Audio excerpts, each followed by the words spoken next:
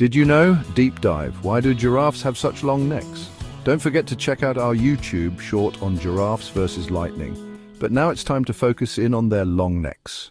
Reaching leaves, fending off rivals, or spotting predators. Why do giraffes have such long necks? A key challenge of evolutionary biology is to explain the origin and function of adaptations. One example is the giraffe's long neck. It appears obvious. The giraffe's neck, which can grow to as much as 2 meters in length, has been selected because it gives its owner exclusive access to the topmost leaves of the trees, and no other animal can reach them.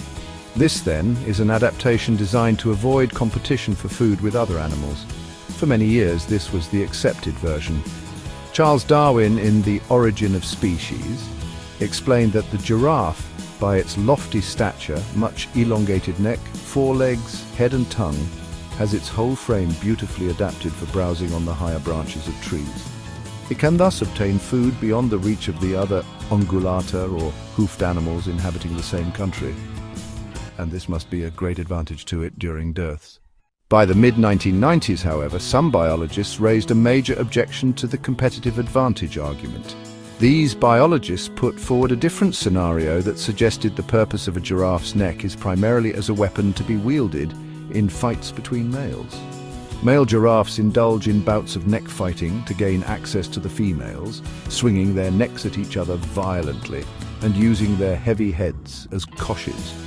The male's skull is extremely thick and when used as a weapon is capable of breaking vertebrae.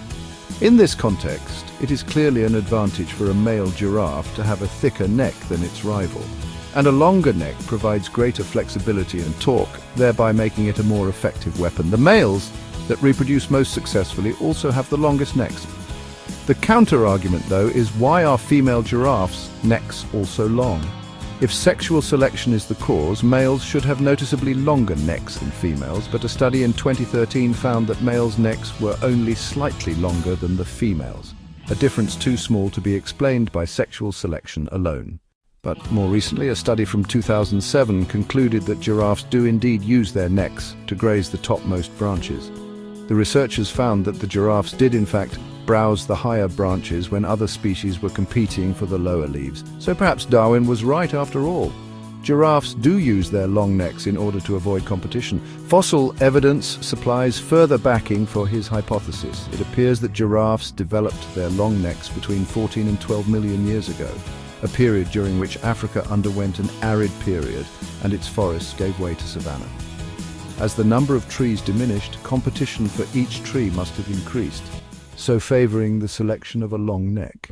In summary, it seems the giraffe's neck has a number of uses, and it can be difficult to say which of them has most strongly influenced its evolution. There are other hypotheses too. Perhaps the view it affords helps the animal spot predators, or maybe its large surface area assists in regulating body temperature. It has even been suggested that the neck might have evolved in response to giraffes' legs getting longer, so ensuring that they could continue to drink at waterholes. That concludes our deep dive. Please like and subscribe.